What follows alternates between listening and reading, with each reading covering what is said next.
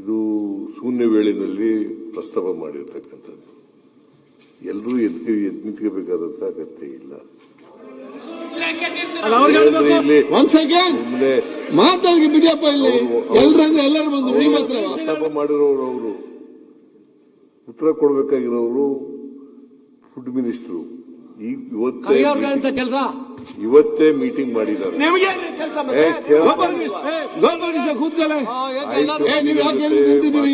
ಇವತ್ತು ಚರ್ಚೆ ಮಾಡಿದ್ದಾರೆ. ಅಲ್ಲಿ ಏನು ಆಯಿಲ್ ಕಂಪನಿಗಳವರು ಏನು ಹೇಳಿದ್ದಾರೆ ಅಂತಕ್ಕಂಥದನ್ನ ಪ್ರಸ್ತಾಪ ಮಾಡ್ತಾರೆ. ಅವ್ರು ಅದನ್ನ ಕೇಳಕ್ಕೆ ನಿಮ್ಗೆ ಹೌದು. ಮತ್ತೆ ಹೌದು, ಇವತ್ತು ಒಂದ್ ಸೆಕೆಂಡ್, ಈ ಗ್ಯಾಸ್ ಸಿಲಿಂಡರ್ಗಳನ್ನ ಕೊಡ್ತಕ್ಕಂಥವ್ರು ಯಾರ್ರೀ? ಕೇಂದ್ರ ಸರ್ಕಾರ ಅಲ್ವಾ? ಒಂದ್ ಸೆಕೆಂಡ್, ನೀವು ಯಾಕೆ ಕೇಂದ್ರ ಸರ್ಕಾರ ಮೆಟ್ರೋ ಒಂದ್ ಸೆಕೆಂಡ್ ಯಾಕೆ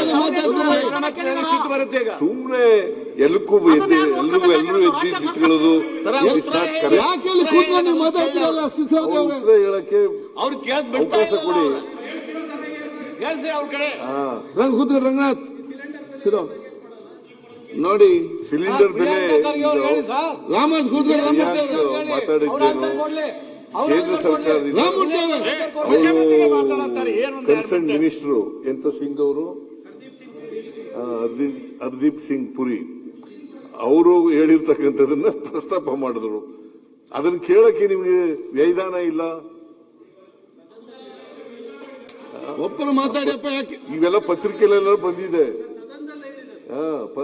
ಸದನದಲ್ಲಿ ಹೇಳಿರೋದು. ಸರ್, ಜಗತ್ತಿಗೆ ಬಂದಂತ ಪರಿಸ್ಥಿತಿ ಕೇಂದ್ರ ಸರ್ಕಾರ ಕೇಂದ್ರ ಸರ್ಕಾರ ಗ್ಯಾಸ್ ಸಿಲಿಂಡರ್ ಸಪ್ಲೈ ಮಾಡೋರು ಯಾರ್ರಿ? ಗ್ಯಾಸ್ ಸಿಲಿಂಡರ್ ಸಪ್ಲೈ ಮಾಡೋರು ಯಾರು? ಗ್ಯಾಸ್ ಸಿಲಿಂಡರ್ ಸಪ್ಲೈ ಮಾಡೋರು ಯಾರು? ಚಂದ್ರಪ್ಪನವರೇ, ಗ್ಯಾಸ್ ಸಿಲಿಂಡರ್ ಸಪ್ಲೈ ಮಾಡೋರು ಯಾರಪ್ಪ? ಗ್ಯಾಸ್ ಸಿಲಿಂಡರ್ ಸಪ್ಲೈ ಮಾಡೋರು ಯಾರ್ರಿ? ಕೇಂದ್ರ ಸರ್ಕಾರ ಅಂದ ತಕ್ಷಣ ನಿಂತ್ಕೊಬಿಡೋದು. ಕೇಂದ್ರ ಸರ್ಕಾರ ಕೂತ್ಕೊಂಡು ಮಾತಾಡಬೇಡಿ. ಮತ್ತೆ ಯಾರೊಬ್ರು ಹೇಳ್ತಾರೆ. ಈಗ ಈ ದೇಶದಲ್ಲಿ